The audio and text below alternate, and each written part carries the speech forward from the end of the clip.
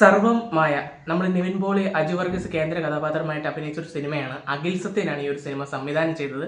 അപ്പോൾ ഈ ഒരു സിനിമ ഇപ്പോഴാണ് തിയേറ്ററിലാണെങ്കിൽ നിറഞ്ഞ സദസ്സോടുകൂടി ഓടിക്കൊണ്ടിരിക്കുന്ന ഒരു ചിത്രമാണ്. ഒരു ചെറിയൊരു ഹൊറർ കോമഡി അങ്ങനത്തെ ഒരു പരിപാടിയാണ് ഈ ഒരു സിനിമ.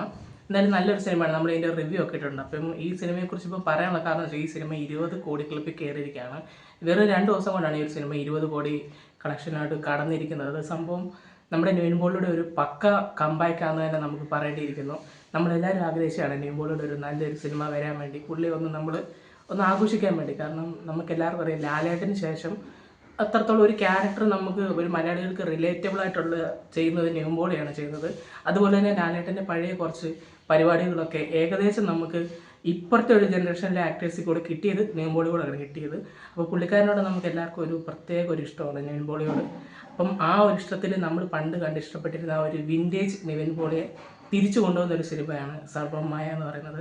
ഞാൻ ഒരിക്കലും വലിയൊരു വീരവാദങ്ങളൊന്നും മുഴക്കുന്നില്ല. ഇത് വലിയ സിനിമയാണോ, അടിപൊളി സിനിമയാണ്, ഒരു ഡീസൻറ്റ് വാച്ച് പടമാണ്. ഉള്ള കാര്യം പറഞ്ഞാൽ നമ്മൾ കാണുമ്പോൾ നമുക്കൊരു സന്തോഷവും നമുക്കൊരു ഫീൽ ഗുഡായിട്ടുള്ളൊരു സംഭവങ്ങളൊക്കെ തോന്നുന്നൊരു സിനിമയാണ്. എന്തായാലും മലയാളത്തിൻ്റെ നമ്മുടെ നിവിൻ പോളിയാണ് തിരിച്ച് വന്നിരിക്കുകയാണ്. നല്ല രീതിക്ക് തന്നെ ഇപ്പോൾ ഷോസും കൂടിക്കൊണ്ടിരിക്കുന്നു. നല്ല രീതിക്ക് തന്നെ ഈ സിനിമയ്ക്ക് ഹൗസ്ഫുൾ ഷോസുകളാണ് ഇപ്പോൾ പല സ്ഥലങ്ങളിൽ ഈ ഒരു സിനിമ ഓടിക്കൊണ്ടിരിക്കുന്നത്. എന്തായാലും 2 ദിവസം കൊണ്ട് തന്നെ ഈ സിനിമ 20 കോടി കയറി എന്ന് പറയുന്നത് ശരിക്കും വലിയൊരു സംഭവം തന്നെയാണ്. പിന്നെ ഇതിൻ്റെ പ്രീസെയിലൊക്കെ ആണെങ്കിലും ഏകദേശം ആണെങ്കിൽ 1 കോടിയോ 2 കോടിയോ എന്തോ ഉണ്ടായിരുന്നെന്ന് തോന്നുന്നു. അതും പുള്ളി ഇത്ര ഡൗൺ ആയിട്ട് നിൽക്കുന്ന ഈ ടൈമിൽ ആ ഒരു പടത്തിന് പ്രീസെയിൽ ഏകദേശം അത്രയും കിട്ടിയപ്പോഴേ നമുക്ക് ഉറപ്പായിരുന്നു ഈ ഒരു പടം നല്ലതാണെങ്കിൽ ഉറപ്പായിട്ട് തൂക്കുമെന്ന്. അതേപോലെ തന്നെ ഈ സിനിമയുടെ ആണെങ്കിൽ ഫസ്റ്റ് ഡേ ആണെങ്കിൽ 8 കോടിക്ക് അടുത്തുണ്ടായിരുന്ന കളക്ഷൻ, അത് ഒരു നല്ലൊരു കളക്ഷനാണ്. ഈ ഒരു സിനിമയ്ക്ക് ട്രെയിലർ ഇല്ലായിരുന്നു. ട്രെയിലർ ഇല്ലാതെ വന്നൊരു സിനിമയ്ക്ക് ഇത്രത്തോളം ഒരു കളക്ഷനും കാര്യങ്ങളൊക്കെ ഇടുന്നത് വലിയൊരു സംഭവം തന്നെയാണ്.